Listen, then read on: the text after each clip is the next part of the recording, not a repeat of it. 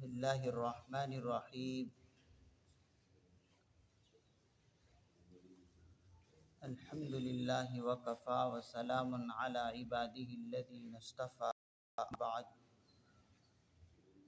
فإن خیر الحدیث کتاب اللہ وخیر الہدی ہدی محمد صلی اللہ علیہ وسلم وشر الأمور محدثاتها وكل محدثة بدعة وكل بدعة ضلالة وكل ضلالة في النار. فقد قال الله تبارك وتعالى في القرآن المجيد والفرقان الحميد: فأعوذ بالله من الشيطان الرجيم. بسم الله الرحمن الرحيم. قل اللهم مالك الملك تؤتي الملك من تشاء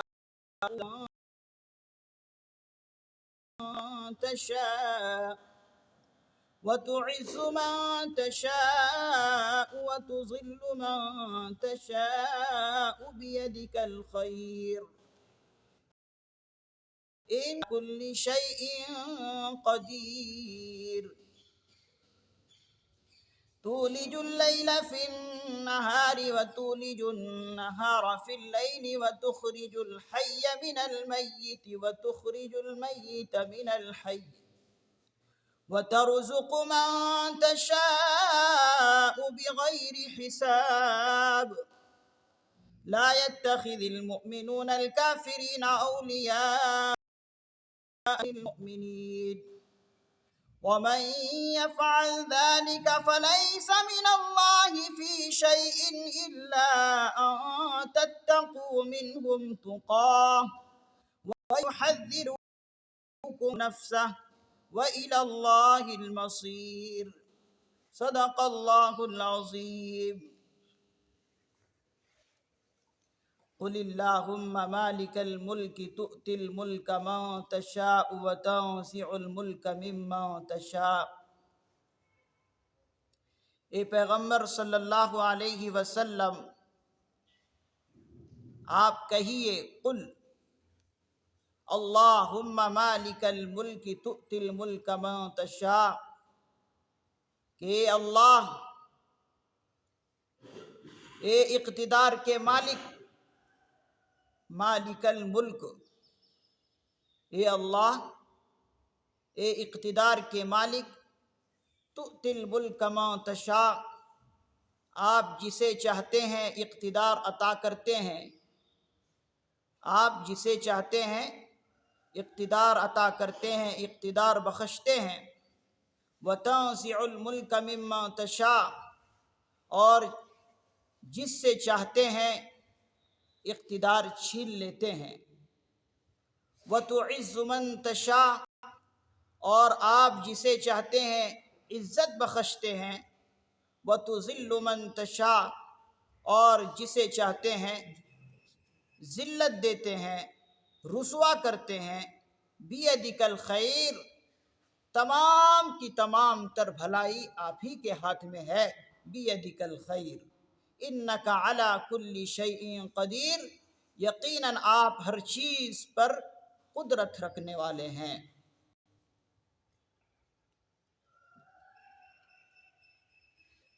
یہ آیت مبارکہ بہت اہم ہے.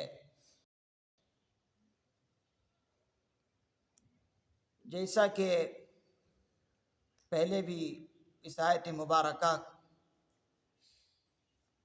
کے بارے میں کچھ فضیلت ذکر کی گئی ہے، انشاءاللہ آج بھی اس آیت مبارکہ کی فضیلت آپ کے لیے رکھی جائے گی. یہ آیت کب اتری ہے، شان نزول کیا ہے، اس کو پہلے آپ سماعت کر لیں.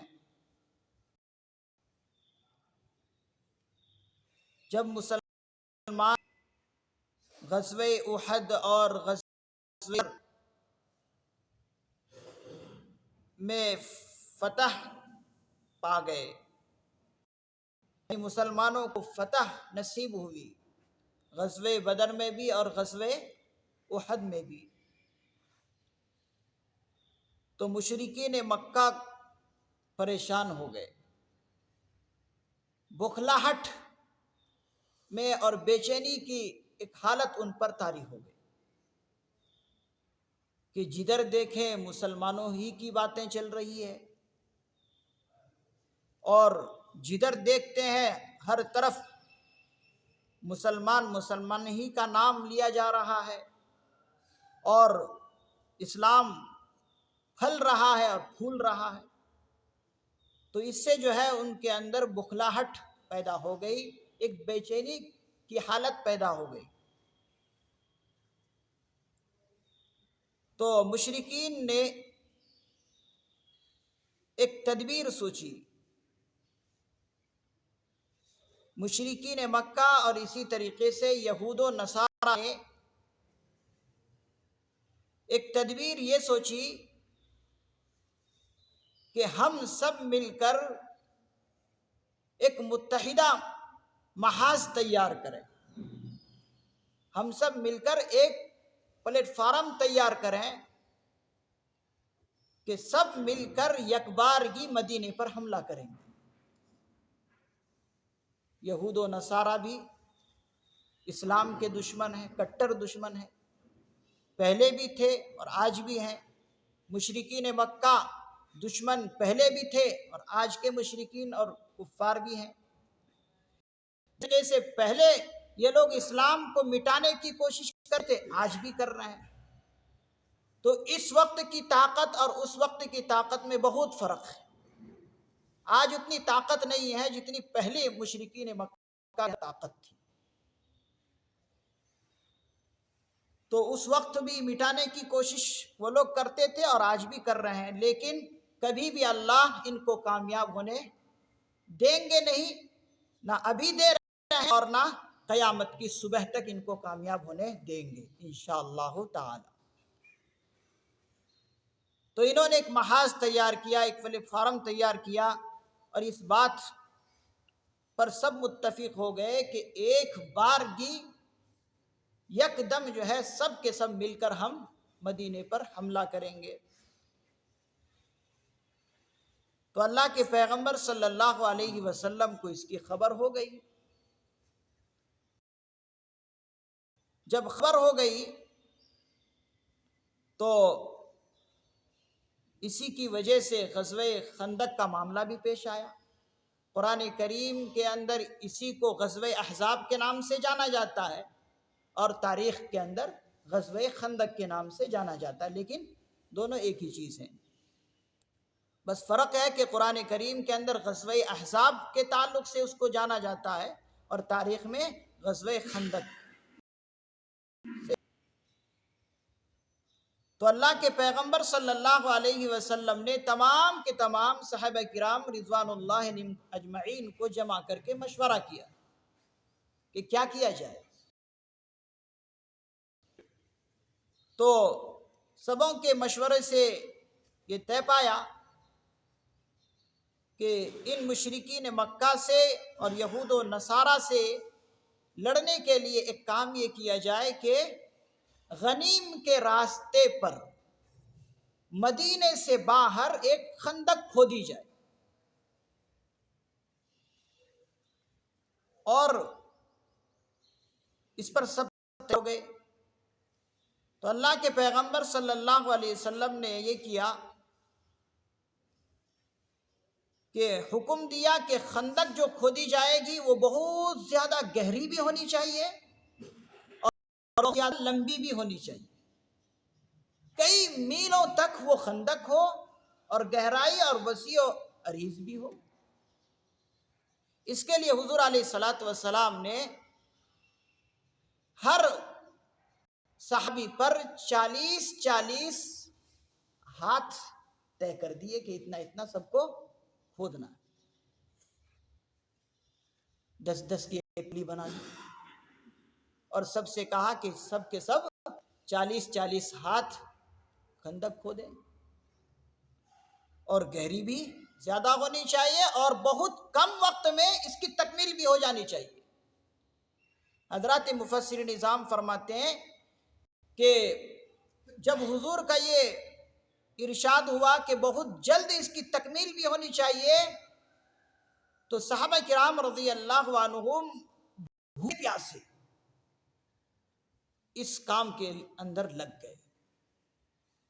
کہتے ہیں کہ قضائے حاجت ہے، کھانے پینے کی ضرورت ہے، کیا سب کچھ بھول گئے خندق کے کھودنے کے۔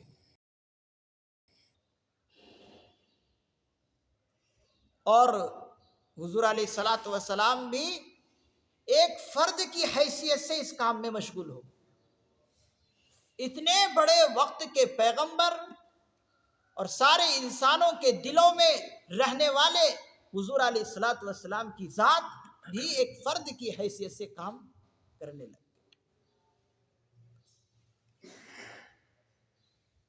تو اسی دوران حضور علیہ الصلوۃ والسلام نے بھی کی تھی کچھ پیشین گوئیاں، اور وہ پیشین گوئیاں اس طرح کی تھی کہ جب حضور علیہ الصلوۃ والسلام اور صحابہ خندق کھود رہے تھے تو خندق کھودنے کے درمیان کسی کے حصے میں ایسا بھی ہوا کہ ایک بڑی سی چٹان پتھر کی آ گئی، ایک بڑی سی چٹان پتھر کی آ گئی، تو سب کے سب صحابہ عاجز ہو گئے اس پتھر کی چٹان کو توڑنے کے لیے۔ سب عاجز ہو گئے، پریشان ہو گئے، وہ پتھر کی چٹان نہیں ٹوٹ رہی ہے۔ تو صحابہ کرام رضی اللہ عنہم نے حضرت سلمان فارسی رضی اللہ عنہ کو بلایا اور ان سے کہا کہ دیکھو یہ ماجرا حضور تک پہنچاؤ کہ ہمارے بیچ میں، ہمارے درمیان میں ایک چٹان بڑی آ گئی ہے پتھر کی، یہ نہیں ٹوٹ رہی ہے۔ تو حضرت سلمان فارسی رضی اللہ عنہ حضور علیہ الصلوۃ والسلام کی خدمت میں گئے اور جا کر عرض کرنے لگے کہ یہ معاملہ ہے۔ تو حضور علیہ الصلوۃ والسلام اسی وقت تشریف لے آئے۔ آپ جدھر تھے آپ آئے اس چٹان کے پاس، اور آپ نے آہنی خود سے اپنے دست مبارک سے اس پتھر کی چٹان پر ضرب لگائی۔ تو مفسرین نظام نے لکھا ہے کہ وہ چٹان ٹکڑے ہو گئے۔ تو جب آپ نے پہلی ضرب لگائی تو پہلی ضرب کی وجہ سے وہ پتھر کی چٹان جو ہے جب ٹکڑے ہو گئے تو پہلی ضرب سے ایک شعلہ برآمد ہوا، ایک روشنی برآمد ہوا، ایک چنگاری اٹھی۔ تو اس چنگاری کے اٹھنے پر حضور علیہ الصلوۃ والسلام کی نبوت والی آنکھوں نے یہ دیکھا کہ اس شعلے سے حضور علیہ الصلوۃ والسلام نے پیشین گوئی کی کہ مجھے فارس کے محلات اور عمارتیں دکھ رہی۔ فارس کہاں ہے؟ بہت دور ہے وہاں سے۔ تو حضور علیہ الصلوۃ والسلام نے کہا کہ مجھے اس چنگاری سے، اس شعلے سے فارس کی عمارتیں اور محلات دکھنے لگی۔ پھر اس کے ذرا آپ نے لگائی تو اس سے بھی ایک روشنی برآمد ہوئی۔ تو اس روشنی کو دیکھنے کے بعد حضور علیہ الصلوۃ والسلام نے فرمایا کہ مجھے اس روشنی سے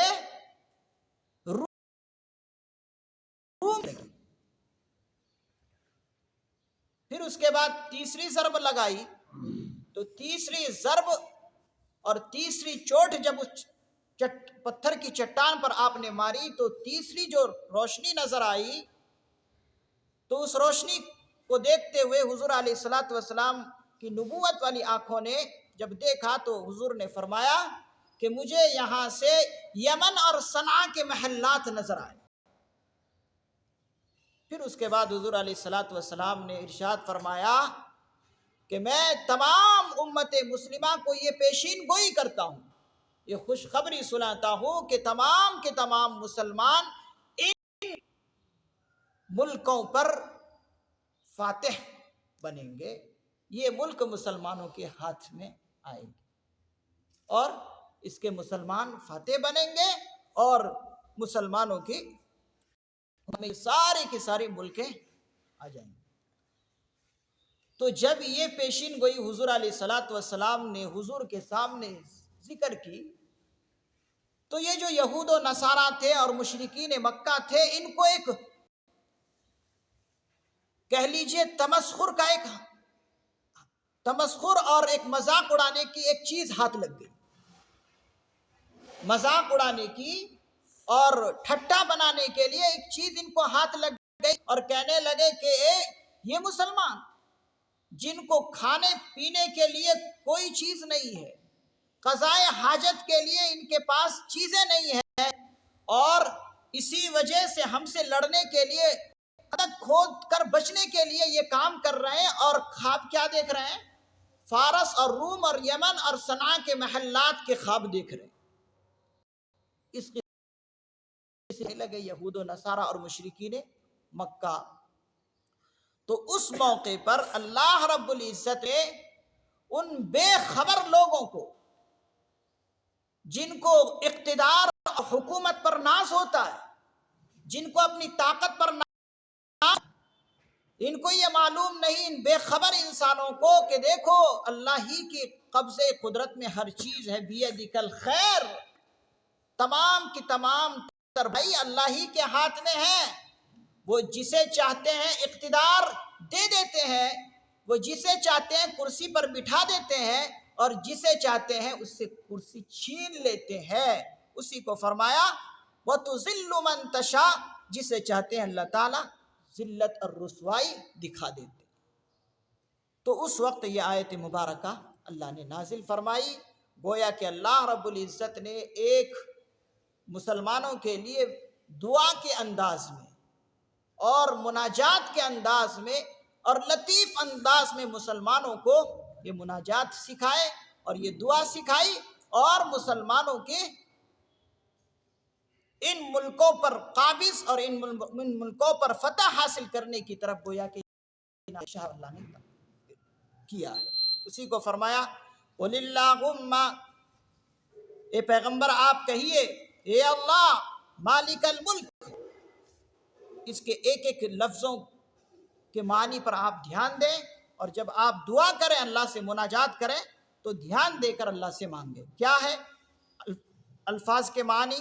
مالک الملک، اے اقتدار کے مالک، تؤتی الملک من تشاء، آپ جسے چاہتے ہیں اقتدار بخشتے ہیں، وتنزع الملک ممن تشاء، آپ جسے چاہتے ہیں جس سے چاہتے ہیں اقتدار چھین لیتے ہیں، وتعز من تشاء، آپ جسے چاہتے ہیں عزت سے نوازتے ہیں، وتذل من تشاء، اور جسے چاہتے ہیں ذلت اور رسوائی دیتے ہیں، بیدک الخیر، تمام کی تمام تر بھلائی آپ ہی کے ہاتھ میں ہے، انک علی کل شیء قدیر، یقیناً آپ ہر چیز پر قادر ہیں۔ تو یہ مناجات کے طور پر اللہ نے گویا کہ لطیف پیرائے میں لطیف انداز میں مسلمانوں کو یہ دعا بھی سکھلا دی اور اپنے دل و دماغ میں یہ بٹھا حکم فرمایا کہ ساری کی ساری چیزیں اللہ ہی کے ہاتھ میں ہے۔ تولج اللیل فی النہار وتولج النہار فی اللیل۔ اچھا، اب اس آیت مبارکہ کی فضیلت پہلے بھی میں بتا چکا ہوں تفسیر کے موقع پر، آج بھی پھر بتا رہا ہوں۔ امام بغوی رحمۃ اللہ علیہ اپنی سند کے ساتھ ایک روایت نقل کی ہے کہ اللہ کے پیغمبر صلی اللہ علیہ وسلم نے فرمایا کہ اللہ رب العزت ارشاد فرماتا ہے کہ جو بندہ ان آیات کریمہ کو ہر فرض نماز کے بعد، اللہ کا فرمان ہے کہ جو بندہ بھی ہر فرض نماز کے بعد سورہ فاتحہ الحمدللہ رب العالمین والی سورہ اور اسی طریقے سے آیت الکرسی اللہ لا الہ الا هو الحی القیوم، پھر اس کے بعد شہید اللہ انہ لا الہ الا، یہ والی آیت جو اس سے پہلے گزری ہے، شہید اللہ انہ لا الہ الا هو والملائکۃ واولو العلم قائما بالقسط لا الہ الا هو العزیز الحکیم، یہ آیت۔ پھر اس کے بعد یہ آیت مبارکہ قل اللہم مالک الملک تؤتی الملک من تشاء وتنزع الملک ممن تشاء، یہاں سے لے کر بغیر حساب تک، من تشاء بغیر حساب اگلی آیت میں ہے، یہ پڑھ لے۔ ہر فرض نماز کے بعد سورہ فاتحہ، پھر اس کے بعد آیت الکرسی، پھر اس کے بعد آیت فضیلت یعنی شہید اللہ، پھر اس کے بعد قل اللہم، یہ چوتھی آیت مبارکہ بغیر حساب تک پڑھ لے۔ اللہ رب العزت کی طرف سے یہ بشارت ہے کہ میں اس کو ہر دن میں 70 بار نظر رحمت کروں گا۔ کتنی دفعہ؟ 70 دفعہ اللہ رب العزت ارشاد فرماتے ہیں کہ میں 70 دفعہ اس بندے کی طرف نظر رحمت ڈالوں گا، اور 70 حاجتیں اس کی میں پوری کروں گا، اور ساتھ ہی ساتھ اس کو حضیرت القدس میں جگہ عطا کروں گا، جنت کو جگہ نصیب کروں گا۔ اور دوسری روایت میں تو اللہ نے حد کر دی، جو کہ حضرت ابو ایوب انصاری رضی اللہ عنہ کی روایت ہے، اس میں اللہ رب العزت نے ارشاد فرمایا کہ 70 حاجتوں میں سے ایک اس کی کم سے کم یہ ہے کہ اس کی مغفرت کر دو۔ تو یہ بڑی اہم آیت مبارکہ ہے جو انسان کو اپنے وظیفہ لانا چاہیے اور وظیفہ بنانا چاہیے، اس آیت مبارکہ کو پڑھنے کا اہتمام کریں۔ تو یہ فضیلت ہے، 70 مرتبہ اگر اللہ کی نظر کسی بندے پر، وہ بھی نظر رحمت پڑ جائے تو انسان کیسا ہے؟ ہم تو ایک مرتبہ اللہ سے دعا کرتے ہیں کہ اللہ میں ایک مرتبہ ہمیں نظر رحمت سے دیکھ لیجئے تو ہمارا بیڑا پار ہو جائے۔ تو اللہ تعالیٰ خود فرما کہ میں 70 مرتبہ نظر رحمت اس بندے پر ڈالوں گا جو اس آیت مبارکہ کو پڑھنے کا معمول بنائے۔ تو یہ بہت عظیم آیت ہے، اس کو یاد کرنا چاہیے، پڑھنا چاہیے۔ تولج اللیل فی النہار وتولج النہار فی اللیل وتخرج الحی من المیت وتخرج المیت من الحی۔ اب اللہ کی قدرت یہاں پر دوسرے طریقے سے بیان کی جا رہی ہے۔ کیا اللہ تعالیٰ کی قدرت ہے؟ اللہ تعالیٰ کی قدرت ہے تولج اللیل، تو ہی رات کو بعض موسموں میں، تولج اللیل یعنی اللہ، اے اللہ تو ہی بعض موسموں میں رات کو دن میں داخل کر دیتا ہے، بعض موسموں میں بعض اشجا کو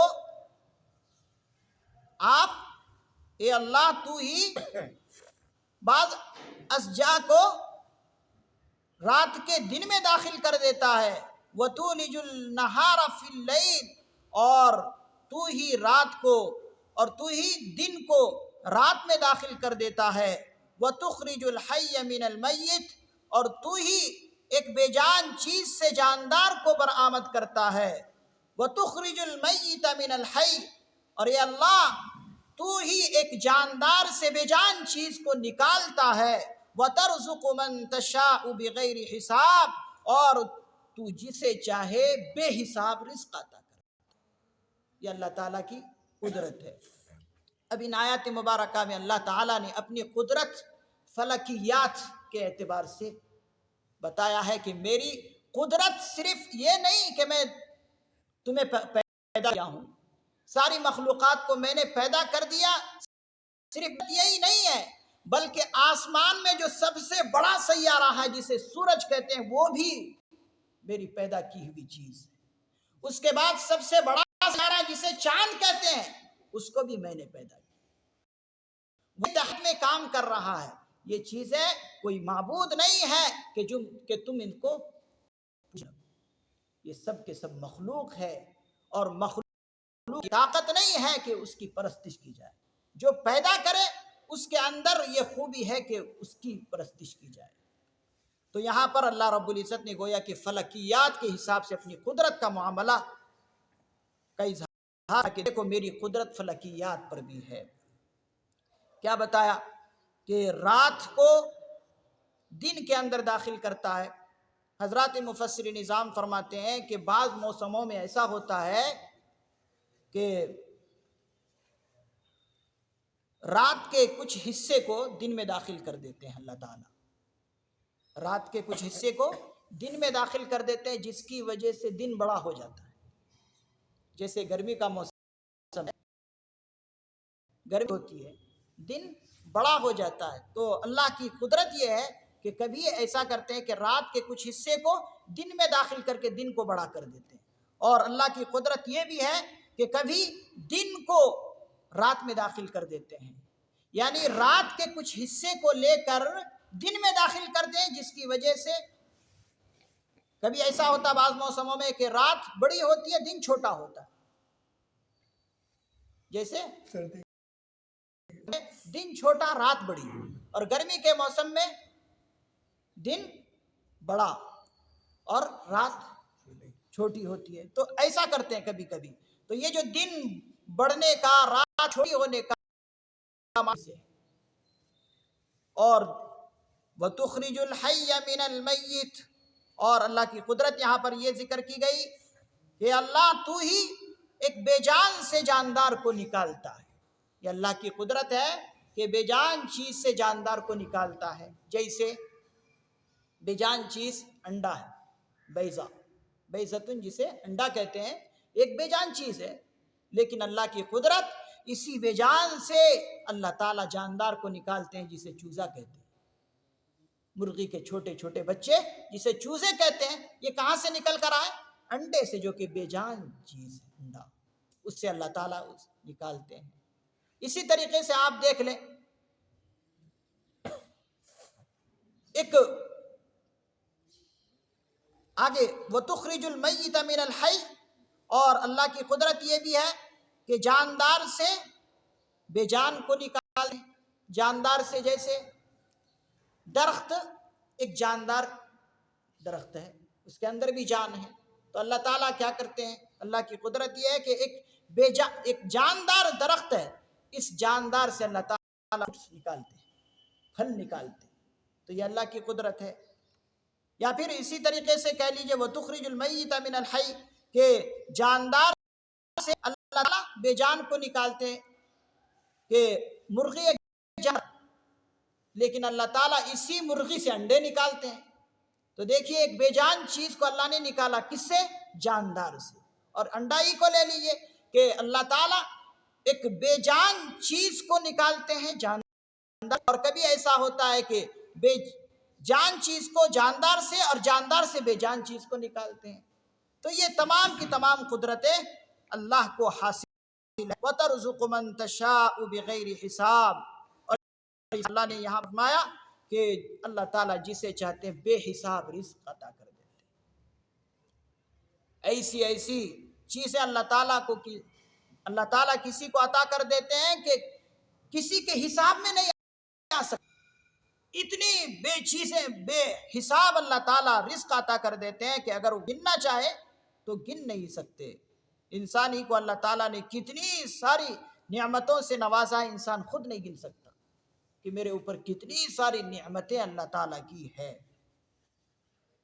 اگلی آیت میں پھر اللہ رب العزت مسلمانوں کو یہ تنبیہ کریں گے، لا يتخذ المؤمنون الکافرین اولیاء من دون المؤمنین، کہ مسلمانوں کافروں کو دوست نہ بناؤ۔ لا يتخذ المؤمنون الکافرین، اگر اس کی تفسیر کرنے میں لگ گیا تو پھر وقت زیادہ ہو جائے گا۔ اللہ رب العزت سے دعا ہے کہ اللہ رب العزت جن آیات مبارکہ کی ابھی تفسیر ہوئی ہے، اللہ تعالیٰ سے دعا ہے کہ اللہ تعالیٰ ہمیں اپنی قدرت صحیح طور پر پہچاننے کی توفیق نصیب فرمائیں، اور اسلام پر ہمیشہ قائم اور دائم رہنے کی توفیق نصیب فرمائیں، اور اللہ تعالیٰ ہمیں دونوں جہان میں کامیابی سے مالا مال فرمائیں۔ سبحان اللہ و بحمدہ، سبحانک اللہم و بحمدک، ونشہد ان لا الہ الا انت، ونستغفرک ونتوب الیک۔ سبحان ربک رب العزت عما یصفون، وسلام علی المرسلین، والحمد للہ رب العالمین۔